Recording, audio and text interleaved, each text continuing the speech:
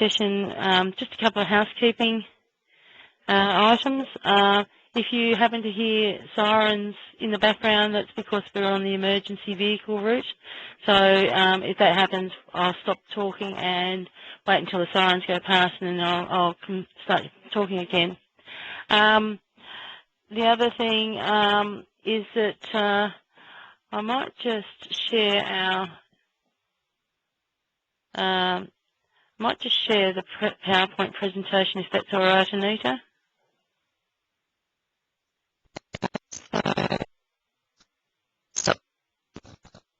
So can I just go share now? Cool. Okay. So welcome everyone. Today we're going to be talking about the Career Start Program Tender Pre-Brief.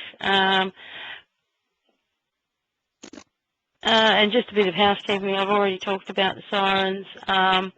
Obviously, this program will be, or this session will be recorded and put out on our website, on the Skills Fund website, after the conclusion of both sessions today. And let's just get into it. So the Career Start Tender is a program that supports individuals by giving them an opportunity to make informed choices about their future career, and also provides subsidies for entry-level training to enhance their jobs prospects. So essentially it's a learner-led program. It will help the individuals to gain their first vocational certificate 3 qualification, or give them a pathway to that qualification. So we have an opportunity for them to gain either a Cert 1 or a Cert 2 qualification. What I'll do for this process is to take you through the request for tender. With the tender document, or with the tender process this time, we've got 2 programs lined up. One is the Career Start, which is the identified qualification set at a fixed price. The other one is the Language Literacy and Numeracy and Employability Services training service.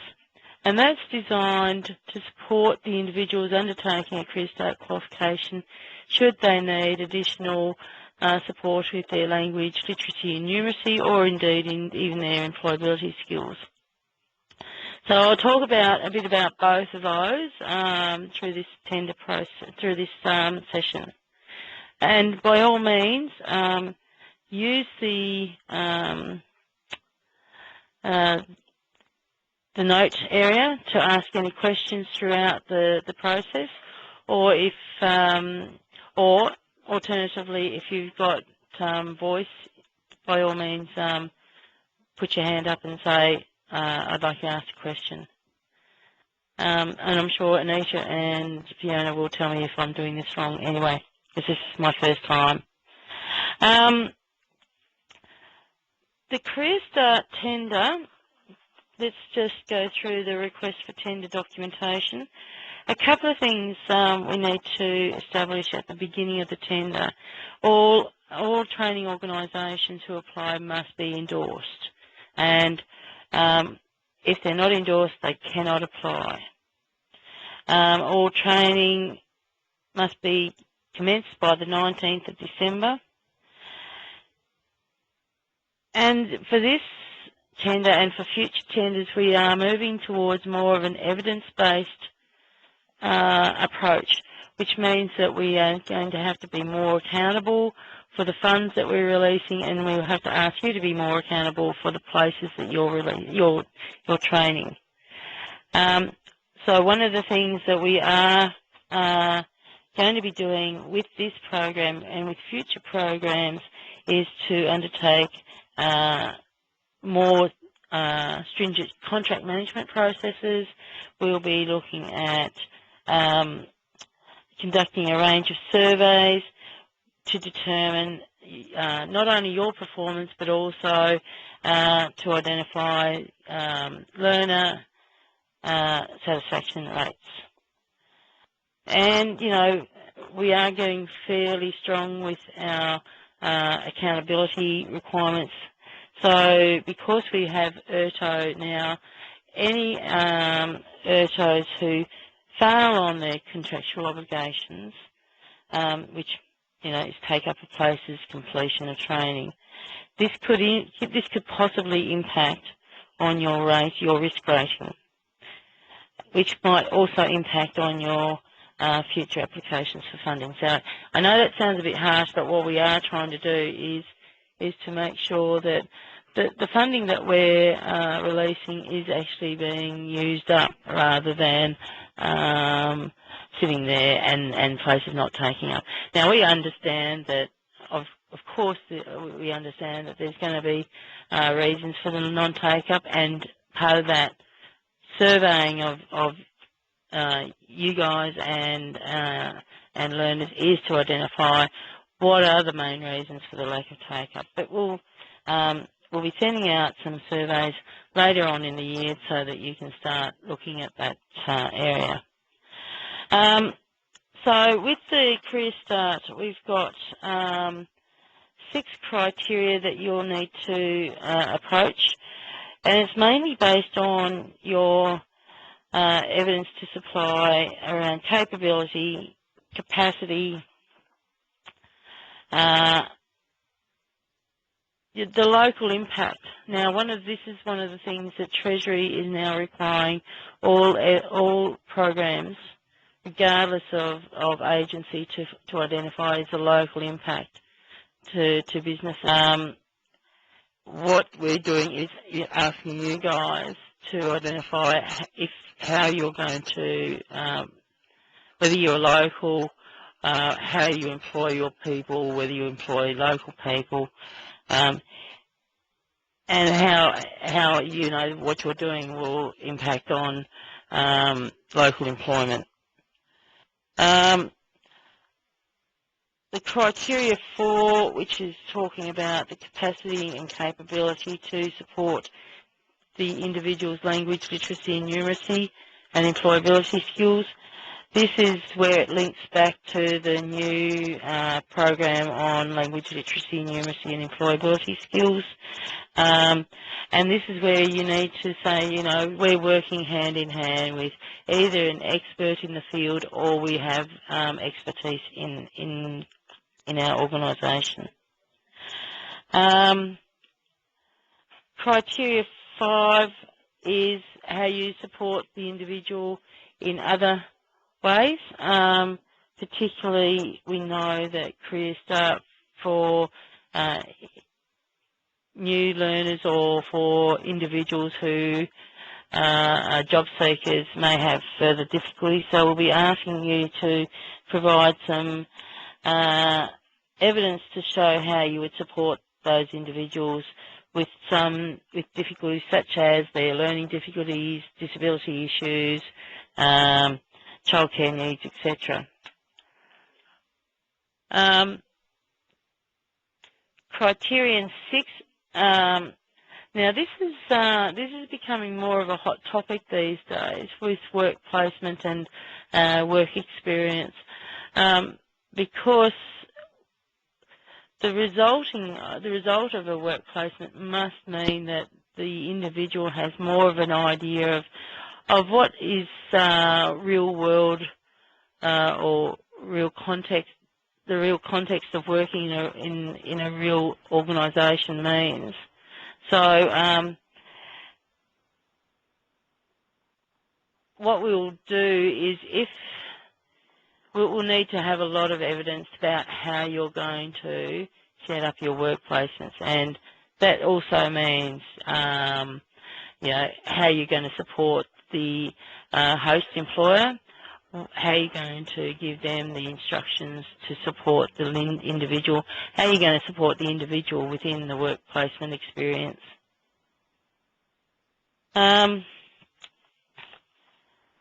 So do we have any questions around that, or is it fairly clear, or have I confused you totally? I don't know, is there a way of getting a smiley face from people, or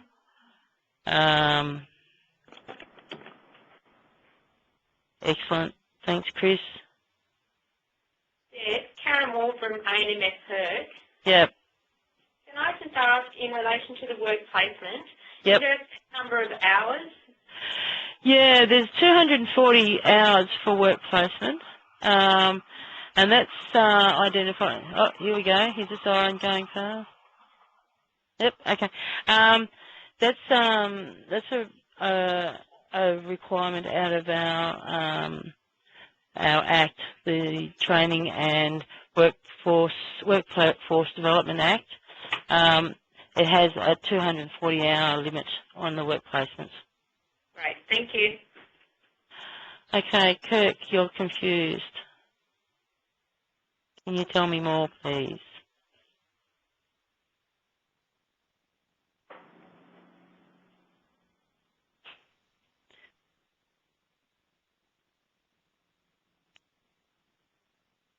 Pat, the agenda really is very simple.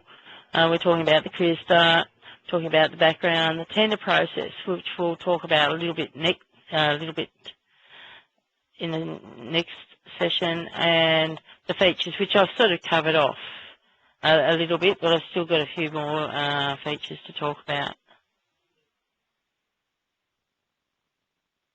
And then we'll go on to the language literacy and numeracy bit. Oh, excellent. Yeah, I'll just add in there, Deb, that people who are having trouble hearing or seeing the screens, I'm just sent them the link to join by phone for the audio, and I'm emailing the agenda out to people so they can follow along if they can't see what's going on. Brilliant. So, away you go, Deb. Okay, thank you. All right, we might continue on. In the tender, the section 4, which is the statement of requirements, you'll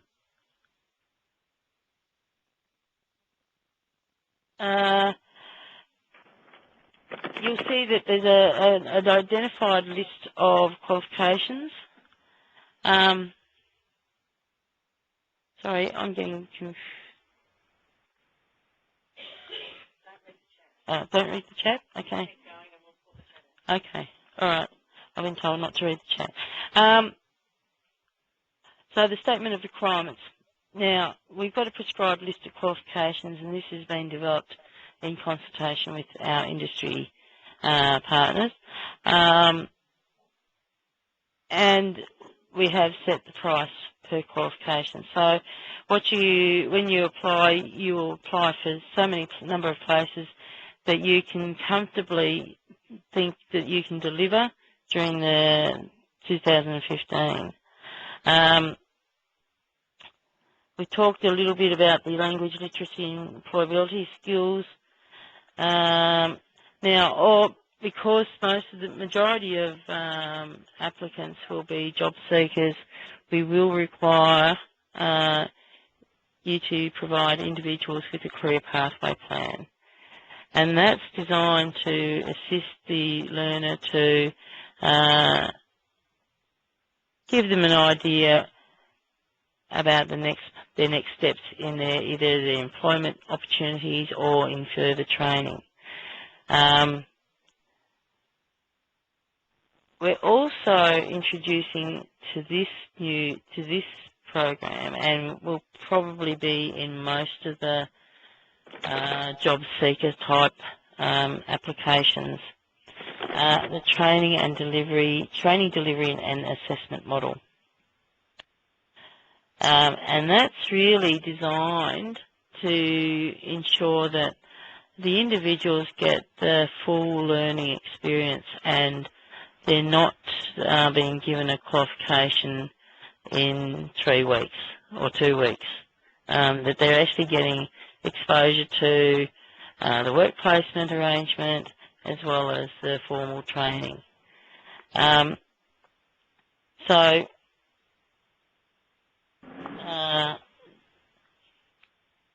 the training and assessment model, I should also say, is designed to support individuals or to ensure that individuals are exposed to industry from the get-go. So what we'd like to see is you have an industry partner who is involved in the whole process, from recruitment to delivery and assessment to work placements to completion. We've found that we've had a model previously which we've had a model which we've seen where industry has been this computer, because that might make a difference. Which we've seen work very well, where the majority of individuals have received a job offer at the end of the program. So, yeah, so if we see that there's a industry partnership, an industry or an employer partner who is involved from the beginning and getting the right people, putting them through the interview process and making sure that you're both on the same page when you're looking for the right person, or, you know, to give them, the individual, the industry need in terms of whether they would be suitable for that industry is crucial to the successful completion of their training. Obviously, there is a student eligibility for Career Start, which is part of the. Oh, here we go, another siren. Sorry.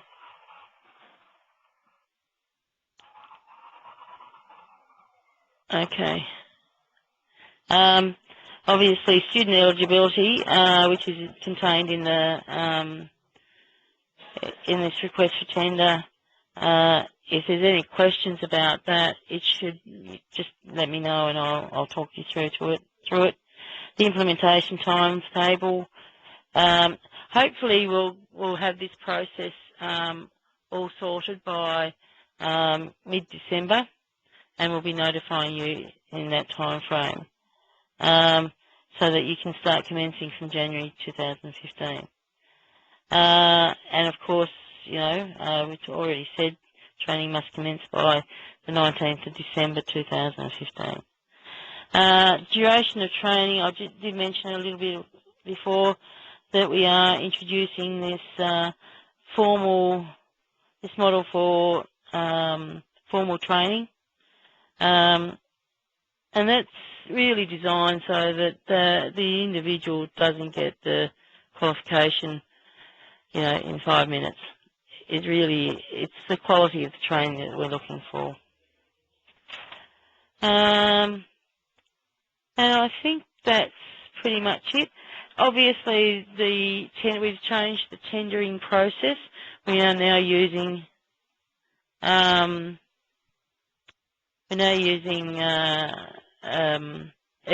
Treasurer's e-tendering website.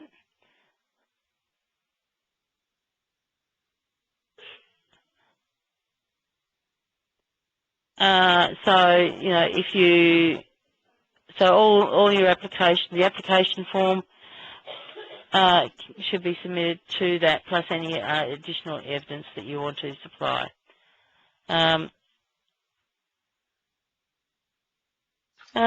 So, unless you've got other questions, we'll go on, or?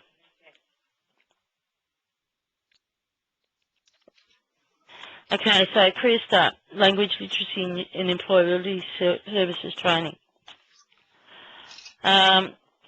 That we've introduced this again. It's sort of a flow on from the Bridging and Foundation Skills program from last year. It's designed, as you know, a lot of the individuals are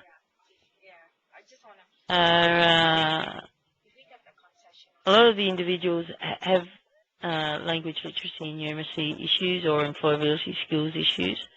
And what we're trying to do is give them a holistic experience so that they have a better chance of completing their training and also being employable at the end of the program. So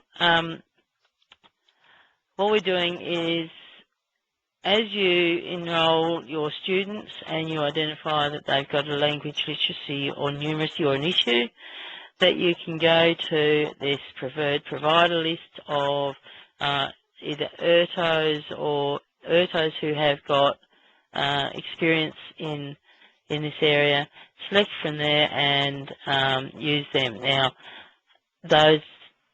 these organisations, the ERTOs who are providing this service, will be paid up to $400, $300 to provide the service, and an extra $100 should that result in a unit of competency. TASTAFE will be on that list, but they will not be paid for it. They're already paid under another mechanism, so they'll be on the list anyway. As you can see in the request for quote, if you've got a copy of that, that'd be good. We are looking for individuals or for ERTOs who've got staff or can auspice with an expert to provide this service, and they must have the qualifications and the skills and experience to deliver this. And we've asked for a number of evidence-based requirements, including their skills, experience and qualifications, their recent client satisfaction surveys, what the strategy for delivery, and if appropriate, assessment would be. And of course, we've got to import the local impact requirements into that.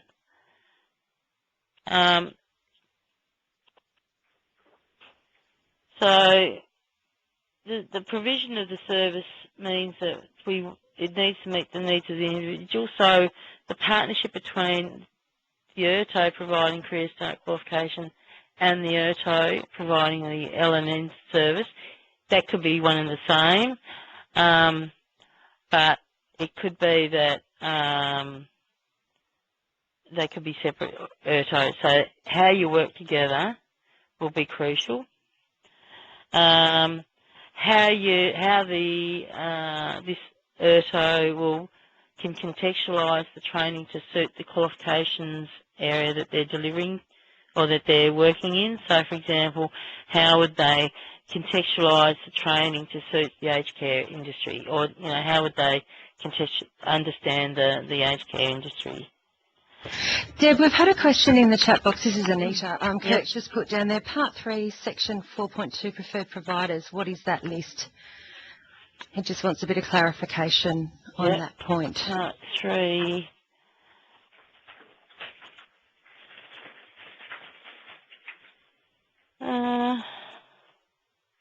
Of which document? I don't know. If you can hear us, Kirk, can you put there which document you're talking about? So it says in the question, Part 3, Section 4.2, in inverted commas, Preferred Providers. What is that list? Well, that will be the list. The ERTO? Yeah, that would be Kirk, this would be the list that we developed as a result of this request for quote for the language literacy and employability service training services. So,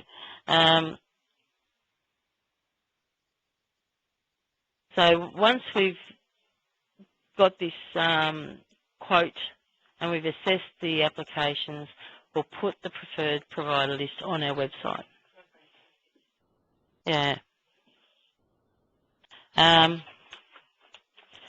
So does that help, Kirk? I'll just finish off with the quotation stuff.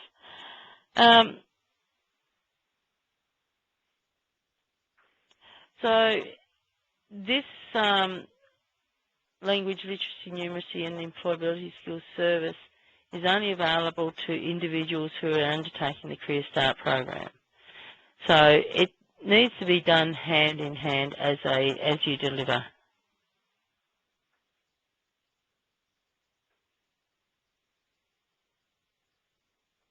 Well, that's so Kirk, that'll be an arrangement that you'll have to work out with that preferred provider whether they would come up and help you, or if you choose to use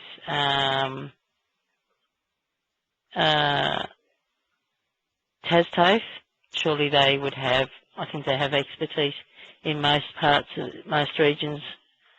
But it depends on how many people we get applying for the request for quote, really.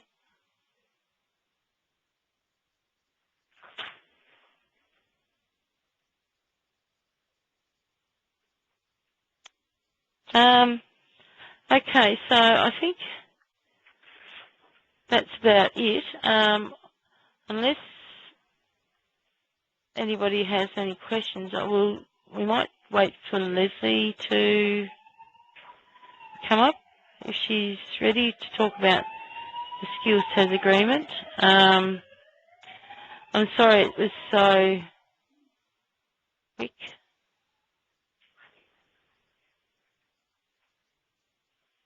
Has anybody else got any questions while we're waiting for Leslie?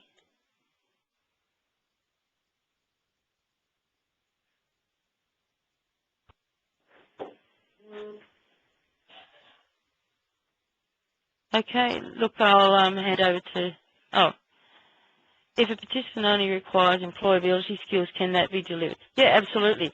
It really comes down to what the individual needs are. So if they've got literacy issues, then just, and it's got to be program specific to the qualification, so, and to the level of the qualification. So, yeah, but if they have employability skills issues, by all means, absolutely.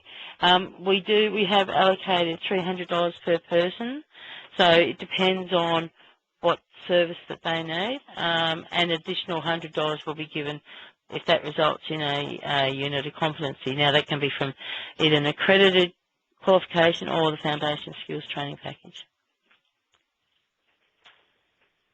There's a few more questions coming in, Deb, so we might just wait until people have finished typing in the chat box. Sure. Chat box. There you go. There's a question from me.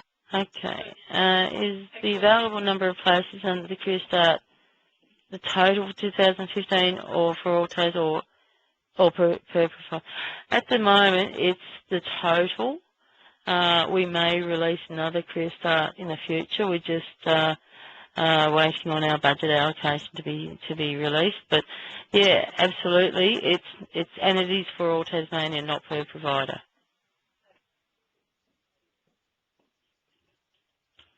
Okay, Deb, I'm just going to cut in there, if you don't mind, and allow people to do some typing of some questions. And it's Leslie here.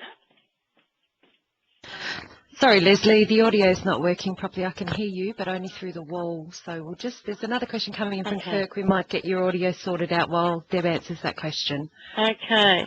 So from Kirk, with Career Start, I don't see in the criterion any focus on, in regards to high needs regions and such as.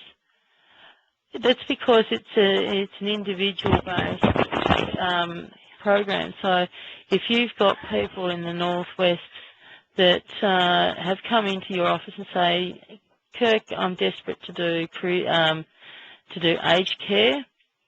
Can you help me? You can say, yes, of course I can, through this Career Start program. So it's not region specific, but it is qualification specific. So if the northwest region needs to have horticulture training, or individuals who want to do horticulture, cleaning, aged care, disability, childcare, hospitality or retail, then that's what Career Start's about. It's about what the individual sees as a stepping stone to their career.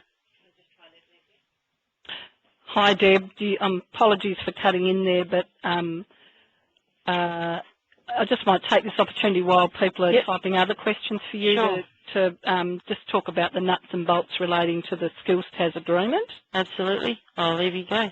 Thanks, Deb. So this is just really a nuts and bolts to say that currently our RTOs are operating under the 2012-2014 Skills TAS agreement, and the timing of the Career Start tenders that are going out here might cause people to question what will happen if we haven't got the Skills Tasmania agreement that follows on, so the one for 2015 to 2017. Currently, that draft agreement is with Crown Law, and we're asking them to give us feedback on that and just ensure that it's in a form that suits government contracting purposes. So if you have, as you all have, a 2012-2014 Skills Tas agreement, then you are obviously operating on business terms with us, but you are also an endorsed RTO provider, providing that you maintain your endorsed status, which means that you maintain the things that got you your endorsed status previously, or you exceed them, as many RTOs have done.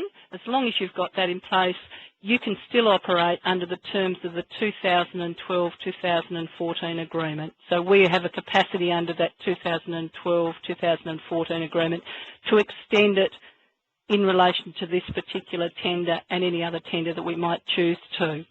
We hope to have that turned around very quickly, the new agreement, but in the event that that doesn't happen as quickly as we would hope, we still can operate under the 2012-2014 agreement, as long as you also uphold your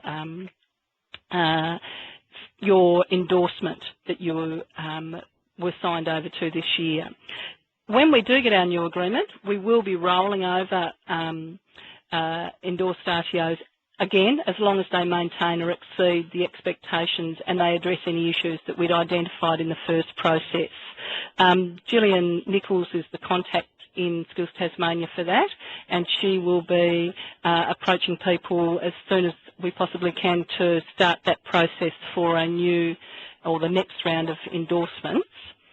Part of what we've done in the draft of the new agreement that you'll see is we've tried to consolidate what have been a very long list of service standards at the end, and we've come up with one set of service standards that suit all programs.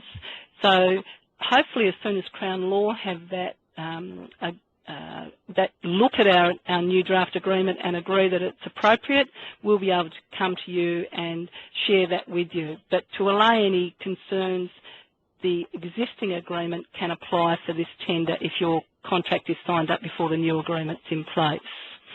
This is all about us trying to streamline it to make it easier for you to access, so that your agreement is something that isn't just a difficult legal document, that you can actually see what the expectations of you are quite clearly.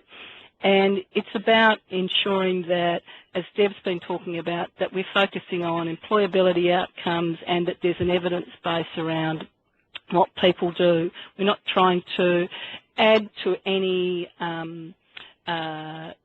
red tape or bureaucracy. We're actually trying to streamline it for you so that you don't have a set of different expectations for different programs, that's very clear that our expectations in terms of service apply across all of our programs. And so I'm really happy to take any questions through the chat from anybody who has them. I might not answer them while we're on the contact today because I do have another appointment that I have to go to, but I'm really happy to follow up with any questions around that. As I said, Gillian Nichols is the contact for this in Skills Tasmania as well, if you want to go straight to Gillian. And I've just unmuted all of the microphones for the people who are here as guests on their phone, just if they don't have the opportunity to put anything in the chat window. So just be mindful if you're on your phone, your audio's open, and you've got the opportunity to ask any questions now.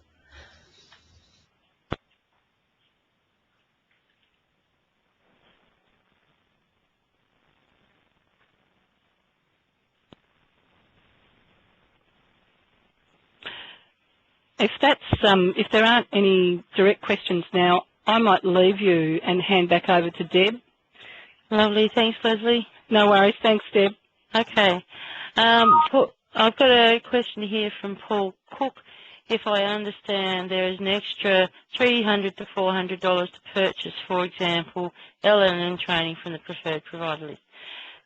That $300 to $400 is paid to to the organisation on the preferred provider list. It won't be given to the ERTO, so applying for the Career Start qualifications. However, it really comes down to how you work hand in hand with that organisation.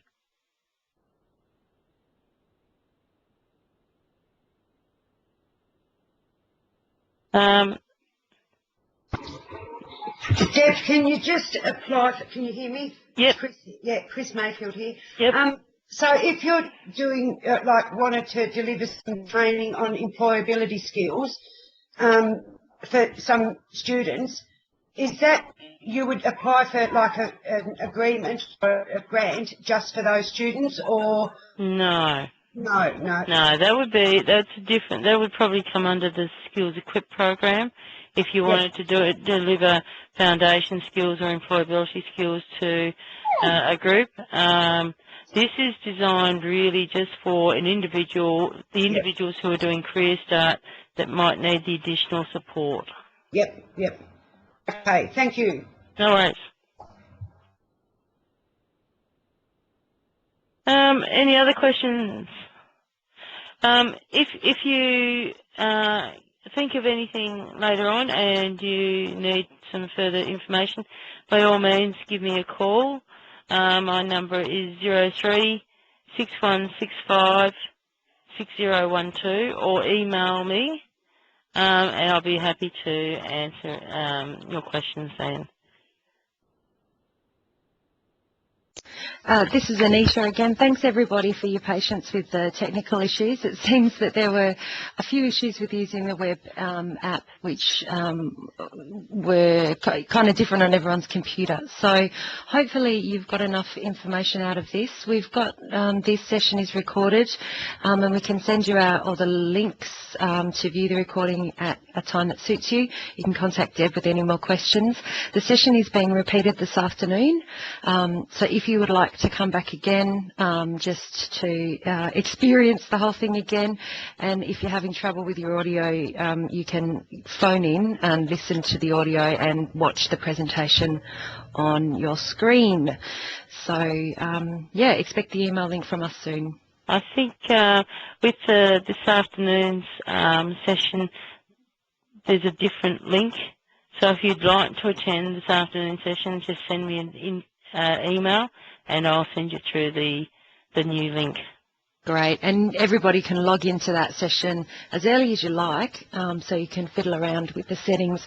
I think a few people have had an issue with the downloading of the web app plugin for the audio, and there is a really good help instruction when the web app doesn't actually load. Then a window comes up saying still need help downloading the audio app, and click on that and it gives you really good step-by-step instructions on how to do it. Because everybody's experiencing using different browsers, different connectivity, going through different firewalls and servers, it's a bit difficult for us to know exactly what's going on your end, but if you can have a bit more time to play around with it, you might be able to get through the hurdles. Okay. Oh, Fiona typing a message. Okay. I think that's it. Thank you for coming along, and I look forward to seeing your applications if you decide to. Okay. What's the best process for signing off? Just say goodbye. Goodbye. Smiley face. Goodbye. Goodbye. Thank you. Thank you very much.